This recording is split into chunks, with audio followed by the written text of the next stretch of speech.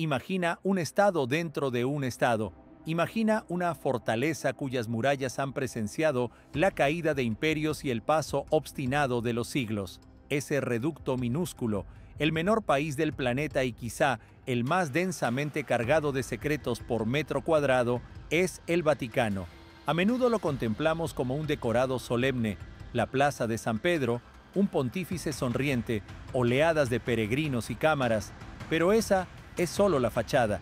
El centro de gravedad, la memoria auténtica y el miedo verdadero no están en el balcón del Palacio Apostólico, sino debajo, muy por debajo. Bajo los céspedes pulcros y los suelos de mármol se extiende una estructura con nombre oficial en latín: Archivum Secretum Apostolicum Vaticanum, archivo secreto. Sin embargo, ese secreto se entiende más como privado o reservado, y aún así la palabra no pierde filo.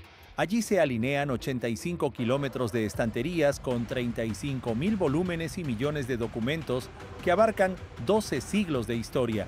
Es la memoria colectiva de la humanidad, decantada, cribada y conservada por la Iglesia. En búnkeres con clima controlado, donde el aire es seco y frío y la quietud ensordece, se guardan papeles capaces de reescribir narraciones enteras. Allí descansan textos que podrían derribar la reputación de santos y vindicar a pecadores. Allí se conservan pruebas de contactos con civilizaciones extinguidas y partes de exorcismos que jamás verán la prensa. El Vaticano los protege con más celo que sus reservas de oro. No se entra con teléfono, no se entra con pluma, solo se permite lápiz de grafito para que ni una gota de tinta profane un pergamino. Quien investiga pasa cribas más estrictas que un agente de inteligencia, incluso con autorización. Nadie vaga entre estantes como en una biblioteca pública. Hay que conocer el código exacto del documento. Un solo error en una sola cifra y la respuesta es tajante. Eso no existe. Es un sistema de búsqueda a ciegas en una habitación sin luz. Y, sin embargo, en contadas ocasiones, un rayo de claridad cae en el rincón más oscuro. Lo que asoma en ese instante obliga a revisar creencias que parecían de granito. Hoy descendemos al vientre de hormigón de la Santa Sede. Tocaremos textos por los que, en otros tiempos, se encendieron hogueras. Veremos cajas selladas con lacre que nadie ha osado romper en 500 años. Abriremos, con la imaginación, puertas que llevan cerradas demasiado tiempo.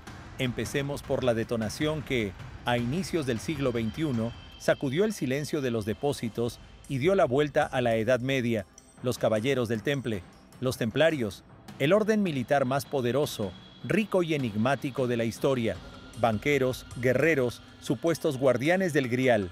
Conocemos la versión escolar. Un viernes 13 de octubre del año 1307, el rey Felipe el Hermoso ordenó apresarlos. Se les acusó de herejía abominable, de escupir sobre la cruz, de adorar la cabeza caprina de Baphomet, de entregarse al pecado de Sodoma. Bajo tormento confesaron todo. El Papa Clemente V, débil y sometido al monarca, disolvió la orden y la maldijo. El gran maestre Jacques de Molay fue reducido a ceniza en la hoguera, maldiciendo al Papa y al rey. Durante 700 años se asumió que el Vaticano consideró herejes a los templarios, pero en el año 2001, la investigadora Bárbara Frale, hurgando en los tramos más hondos y polvorientos, dio con un papel extraviado o quizá escondido adrede durante 300 años, el Pergamino de Chinon. No era un cuero viejo cualquiera, sino el informe minucioso de un interrogatorio a los jefes templarios, conducido por enviados secretos del Papa en el castillo de Chinon, en agosto de 1308. Al verter el latín medieval, a Frale le recorrió un escalofrío. El texto decía, en sustancia: el Papa Clemente V interrogó personalmente a los caballeros, penetró en sus ritos y halló culpas leves. Los absolvió, les concedió perdón pleno y los reintegró al seno de la Iglesia. La magnitud del engaño deja sin aliento. El pontífice los exoneró oficialmente 6 años antes de que fueran quemados vivos como herejes. El Vaticano ha sabido la verdad durante 7 siglos. La Iglesia permitió que se destruyera su fuerza de élite, toleró que el rey francés se apropiara de su oro y consintió que inocentes ardieran, teniendo en sus manos el documento que probaba su inocencia. El pergamino de Chinon estaba en el archivo, pero encajado en una carpeta de informes económicos secundarios. Error de un archivero del siglo XV o ocultación deliberada de una prueba que exhibía la cobardía y la traición del vicario de Dios en la tierra? Este papel enseña que la institución puede sacrificar la verdad en nombre de la gran política. Si encubrieron la inocencia de los templarios durante 700 años, ¿qué más yace encubierto? El hallazgo reaviva las sospechas sobre las leyendas de un tesoro y un saber templario evacuados a salvo. Si el Papa los perdonó, tal vez los ayudó a desvanecerse. Quizá la flota que zarpó de La Rochelle no transportaba oro hacia un rumbo desconocido, sino archivos que el Vaticano quería preservar y no podía custodiar a la vista. Abrimos ahora la sección donde la humedad se mide al milímetro para preservar tintas del siglo XV. Aquí reposan documentos que modificaron nuestro mapa mental del universo. Los casos de Galileo Galilei y de Giordano Bruno. Estamos habituados a una escena en blanco y negro. Inquisidores malvados contra científicos nobles. Los legajos dibujan algo más intrincado y por eso mismo más inquietante. Las actas originales de los interrogatorios a Galileo se desclasificaron por completo solo a finales del siglo XX, durante el pontificado de Juan Pablo II. Quienes las leyeron vieron más que un proceso, vieron el miedo animal de la institución. La rúbrica de Galileo bajo su abjuración tiembla. El primer hombre que observó las lunas de Júpiter y las manchas solares no fue quebrado con tortura física, sino con la exhibición de instrumentos. ¿Qué temía en realidad el Vaticano? La correspondencia interna de los cardenales inquisidores lo sugiere con claridad. No temían que la Tierra girara, lo sabían. Los jesuitas astrónomos de entonces eran científicos brillantes. Temían el caos. Si la Biblia yerra al describir el movimiento del Sol y Josué detuvo el Sol y no la Tierra, entonces puede errar también en materia de salvación. Si se resquebraja la autoridad de la Escritura en un punto, se resquebraja en todos. Europa se ahogará en guerras de religión, como de hecho sucedió. El Vaticano sacrificó la verdad científica para sostener la estabilidad social. Fue un acto de cinismo geopolítico, pero hay una zona aún más cerrada. El caso de Giordano Bruno. Lo quemaron en el año 1600, en la llamada Plaza de las Flores, oficialmente por herejía. ¿Por cuál exactamente? El expediente sigue vedado al público. La versión oficial del Vaticano es tajante. Se perdió la mayor parte de los papeles cuando Napoleón se llevó los archivos a París en 1810 y luego los devolvió. Se afirma incluso que algunos folios se trocearon para hacer cartón. Excusa conveniente. Quienes trabajan con indicios sostienen que los fragmentos supervivientes contienen algo más que filosofía. Bruno habló de la pluralidad de mundos, de la infinitud del universo, de otros soles y otros planetas habitados por inteligencias. Si en cajones secretos hay actas donde Bruno describe contactos o saberes obtenidos fuera de los libros, fue místico y practicó magia hermética. El efecto sería una explosión teológica. Admitir inteligencia extraterrestre equivale a poner en cuestión el dogma de la redención. Cristo murió por los humanos de la Tierra. ¿Quién redime a los habitantes de Alfa Centauro? ¿Tuvieron su propio Cristo o no son pecadores? La idea de múltiples mundos hiere la unicidad del hombre. El Vaticano quemó a Bruno no porque estuviera equivocado, sino porque su verdad hacía a Dios demasiado vasto y distante como para mantener a la Grey bajo control. Si ese expediente existe, podría bosquejar una cosmología adelantada 400 años a su tiempo. En una de las salas más vigiladas reposa, en vitrina, un documento que es a la vez obra de arte y acto de guerra. Es un pergamino gigantesco. De él cuelgan 80 sellos de cera sujetos a cordones de seda roja, cada sello guardado en una caja de hojalata. Se ven como racimos de uvas ensangrentadas. Es una súplica de los lores ingleses a Clemente VI, fechada en 1530. ¿Qué piden? Con humildad al principio, con amenazas al final, exigen autorización para que el rey Enrique VII se divorcie de Catalina de Aragón y pueda casarse con Ana Boleyn. Ese pliego es la encarnación física del instante en que la historia europea cambió de rumbo y se volvió sangrienta. El Papa se negó y esa negativa estampada en pergamino encadenó consecuencias. Inglaterra se separó de Roma, Enrique se declaró cabeza de la Iglesia, se saquearon monasterios, Tomás Moro fue decapitado, estallaron guerras religiosas que se prolongarían durante siglos, la Armada Española, las hogueras de María la Sanguinaria la ejecución de Carlos I. Todo se desprende de aquella decisión. Al contemplar esos sellos, uno entiende que el archivo alberga algo más que papeles viejos, guarda detonadores, recuerda cómo una firma o su ausencia redibuja mapas y aplasta millones de vidas. El Vaticano conserva ese testimonio para no olvidar el peso de su poder y el coste de sus errores. Avancemos hacia el siglo XX, el documento más enigmático de la historia reciente de la Iglesia, el Tercer Secreto de Fátima, año 1917, Portugal. 3 pastorcitos analfabetos aseguran haber visto a la Virgen María. Les confió 3 profecías. Las 2 primeras se divulgaron: una visión del infierno y el anuncio del fin de la Primera Guerra Mundial, del inicio de la Segunda y del ascenso de la Rusia comunista. El tercer secreto, el Vaticano lo selló en un sobre y lo ocultó en su caja fuerte más profunda. Se ordenó a los papas abrirlo en 1960. Juan XXIII lo abrió, lo leyó y volvió a sellarlo, negándose a publicarlo. Dijo que el mundo no estaba preparado. El mundo esperó 83 años y, entre tanto, los rumores corrieron como un virus. Se dijo que anunciaba una guerra nuclear, la caída de un cometa, una traición dentro del Vaticano y la llegada del anticristo al trono papal. En el año 2000, Juan Pablo II mandó por fin divulgar el texto. Describía a un obispo vestido de blanco que atravesaba una ciudad semiderruida, llena de cadáveres, hasta una cruz en lo alto de un monte, donde soldados lo mataban con balas y flechas. La interpretación oficial lo presentó como anuncio del atentado contra el propio Juan Pablo II en 1981, cometido por el terrorista turco Akka. El mundo quedó incrédulo. Demasiado simple, demasiado a posteriori. Muchos teólogos, incluso algunos con acceso a papeles reservados, como el cardenal Taviani, insinuaron que no era todo. El texto publicado ocupaba 4 páginas y testigos que vieron el sobre del tercer secreto antes del año 2000 afirmaron que contenía una única hoja con unas pocas líneas. ¿Dónde está esa hoja? ¿Dónde están las palabras auténticas de la Virgen?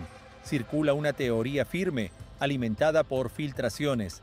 El verdadero tercer secreto no anunciaría una guerra externa ni un atentado, sino una gran apostasía. Apostasía nacida de arriba. El derrumbe de la Iglesia empezaría por su cúpula. El mal penetraría en el Vaticano, cardenales contra cardenales, dogmas torcidos. Si un texto así, escrito con la mano temblorosa de la única vidente superviviente, Sor Lucía, yace en una caja fuerte del archivo, se entiende el silencio. Es una bomba de tiempo bajo la cátedra de San Pedro. El Vaticano se sienta sobre el barril de pólvora de su propia profecía. Existe además una zona cuya existencia el Vaticano niega con vehemencia, mientras conspirólogos y ocultistas del mundo entero susurran su nombre: la Biblioteca Infernal, el depósito de libros prohibidos. Durante siglos la Iglesia combatió la magia, la alquimia y la herejía. La Inquisición incautó millones de libros. ¿A dónde fueron a parar? ¿Ardieron todos? Sí, se quemaron ejemplares en plazas públicas, pero los originales, los más raros y peligrosos, habrían viajado a Roma. La lógica vaticana ha sido siempre pragmática. Hay que conocer al enemigo, incluso administrar la fuerza del enemigo. Se rumorea que el archivo guarda los originales de Grimorios temibles, el gran Grimorio Dragón Rojo, supuestamente redactado en 1520 con rituales para invocar a Luci Fuge Rofocale y sellar pactos con el demonio. Se dice que el Vaticano posee la única copia íntegra sin censura y que no puede salir de una sala forrada en plomo. El Picatrix, compendio árabe del siglo X sobre magia astral, describe la fabricación de talismanes con sangre y esperma. El Necronomicon no existe, es invención de un literato, pero textos auténticos de sacerdotes sumerios y babilonios sobre nigromancia bien podrían estar allí. ¿Por qué conservarlos? Unos responden que ese saber jamás debe liberarse, como una cuarentena espiritual. Otros aseguran que exorcistas de alto rango consultan esos nombres y sellos para combatir a los demonios. Y hay quien va más lejos y afirma que la cúspide misma practica ocultismo para sostener su poder. No sabemos la verdad, sí sabemos un hecho. El Vaticano reúne la mayor colección de literatura esotérica del planeta y el acceso está férreamente cerrado. Es una caja de Pandora en papel. La historia del padre Pellegrino Ernetti camina al borde entre ciencia, religión y locura. En los años 50, este benedictino venerable, físico, músico y exorcista más célebre de Venecia, proclamó algo que sacudió a Italia. Afirmó haber construido una máquina del tiempo no para viajar, sino para observar, un cronovisor. Dijo haber trabajado con un equipo de 12 científicos, entre ellos un premio Nobel Enrico Fermi y Werner von Braun. El principio del cronovisor partía de una idea. Las ondas de luz y sonido no desaparecen, quedan registradas en el campo de la Tierra. Solo hay que captarlas y descifrarlas. Ernetti aseguró que había visto y escuchado el pasado. Oyó un discurso de Cicerón en el Senado. Contempló una puesta en escena de una tragedia titulada Fiesta Quinta Ani, cuyo texto se había perdido, y lo transcribió. Vio a Napoleón, vio los últimos días de Jesucristo, la última cena y la crucifixión. Como prueba mostró una fotografía del rostro de Jesús en la cruz. El mundo quedó atónito, pero la imagen fue desenmascarada. Se parecía demasiado a la cara de una talla de madera de un Cristo en un templo de Colbo Balena, en Italia. Ernetti fue señalado como fraudulento y, sin embargo, ocurrió algo extraño. El Vaticano no se limitó a reír, actuó con dureza. Si existió, el aparato fue confiscado. A Ernetti le prohibieron hablar bajo amenaza de excomunión. Todos los planos desaparecieron. Antes de morir, en 1994, supuestamente admitió que lo había inventado, mientras colegas suyos sostenían que fue silenciado. ¿Por qué tanta severidad? Los conspirólogos creen que el cronovisor o sus esquemas duermen en el búnker más hondo del archivo. Seamos realistas, una máquina del tiempo suena a ciencia ficción. Pero, ¿y si Ernetti tropezó con otra cosa, con una tecnología de arqueología acústica? O quizá al Vaticano le espantó la sola idea, la posibilidad de ver la historia real, ver a Jesús como persona y no como icono, ver cómo se escribieron los evangelios, ver los crímenes de los papas. Si la humanidad pudiera asomarse al pasado, el edificio del poder erigido sobre mitos y dogmas caería en un día. La amenaza no estaba en la máquina, la amenaza era la verdad. Y el Vaticano, como un censor experto, cercenó esa idea desde la raíz. El siglo XX añadió páginas más vergonzosas y dolorosas al archivo, el periodo del pontificado de Pío X de 1939 a 1958. El Papa de Hitler para sus detractores, un santo para sus defensores. Una pregunta atraviesa la época. ¿Qué sabía el Papa sobre el Holocausto y por qué guardó silencio público? Los archivos de ese periodo permanecieron cerrados hasta el año 2020. Francisco ordenó su apertura anticipada. Dijo que la Iglesia no teme a la historia. Los historiadores entraron en las salas de lectura y los primeros hallazgos resultaron fulminantes. Aparecieron cartas e informes. El Vaticano sabía de los campos de la muerte, de las cámaras de gas, de las deportaciones masivas de judíos. Ya en 1942 lo advertían organizaciones judías, diplomáticos estadounidenses y capellanes propios que informaban desde el frente. Roma cayó. Pío XII escogió la diplomacia silenciosa. Salvó judíos en monasterios de Roma. Eso es cierto. Pero jamás condenó en voz alta y con claridad al nazismo. ¿Por qué? Los documentos muestran un cálculo político frío. El Papa temía más al comunismo que al nazismo. Consideraba a Hitler un dique ante Stalin. Temía que un anatema al Reich trajera la ocupación del Vaticano. Aún más sombrío fue el capítulo de las Radlines. Tras la guerra, miles de criminales nazis, Eichmann, Mengele, Barbie, huyeron a Sudamérica pasando por Roma con pasaportes de la Cruz Roja expedidos con ayuda de sacerdotes vaticanos. Los archivos guardan respuestas a preguntas esenciales. ¿Quién organizó esas fugas? ¿Lo sabía el Papa? ¿Se ayudó a los nazis por dinero, por oro del partido o por afinidad ideológica? Si aparecieran papeles que confirmaran una sanción directa del pontífice para socorrer a miembros de las SS, sería un derrumbe moral. La Iglesia Católica perdería su autoridad para enseñar bondad al mundo. Por eso esos legajos se liberan con cuentagotas y los archiveros vigilan cada suspiro de los investigadores. La capa más profunda del secreto no es política, toca el cimiento de la fe, la persona de Jesús.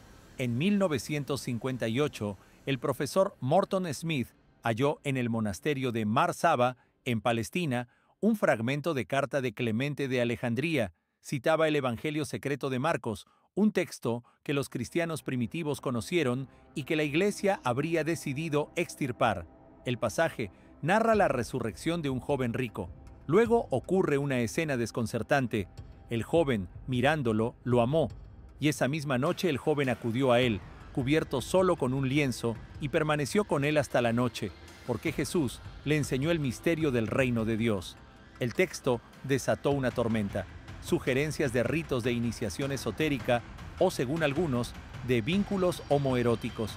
La carta original se perdió en las entrañas del monasterio, pero muchos sostienen que una copia íntegra de ese evangelio secreto reposa en el Vaticano junto con el Evangelio de Judas, donde Judas aparece como héroe que cumple un encargo de Cristo, y el Evangelio de María Magdalena, donde ella es la discípula amada y quizá esposa. En los primeros siglos circularon cientos de escritos, la Iglesia escogió 4, los demás se declararon heréticos y ardieron, pero el Vaticano acumula, no quema los originales, los oculta. Si el archivo custodia textos de aquel siglo que presenten a Jesús como dirigente político, filósofo gnóstico o hombre con esposa e hijos, su publicación haría añicos el dogma de la divinidad. Sería el final del cristianismo tal como lo conocemos. Ese es el secreto mayor que vigila la Guardia Suiza. Salimos de la cripta fresca al sol vibrante de Roma. Puertas acorazadas se cierran a nuestra espalda. Se activan sensores de movimiento. Se arma el sistema de extinción por gas. Los documentos vuelven a dormir. ¿Qué hemos aprendido? El Archivo Secreto Vaticano es mucho más que una biblioteca. Es la caja negra de la civilización occidental. Guarda el protocolo que exculpa a los templarios para recordar errores pasados. Conserva cartas de Enrique VII para recordar el precio de la obstinación. Atesora registros del Holocausto para recordar el coste del silencio. Y protege evangelios secretos para recordar sobre qué se asienta su poder. Son guardianes. Pero ¿a quién guardan? Tal vez nos resguardan de una verdad que podría devastarnos, o quizá de una verdad que podría arrebatarnos su poder. En la era de Internet, el contenido de esos 85 kilómetros de estantes es cada día más tóxico. La información desea ser libre. Una sola fotografía, un único escaneo subido a la red podría provocar una crisis global. La palabra apocalipsis en griego no alude al fin del mundo, sino a correr el velo. Revelación. El Vaticano hace lo posible por mantener los velos en su sitio porque sabe que, una vez abierta la caja de Pandora, no hay marcha atrás, y quizá en algún anaquel remoto haya una carpeta delgada con una leyenda escrita a mano. Abrir solo si el cielo se enrolla como un pergamino.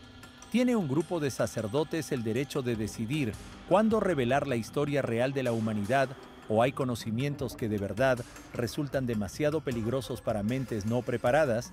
La historia la redactan los vencedores, pero se resguarda en las mazmorras de los vencidos.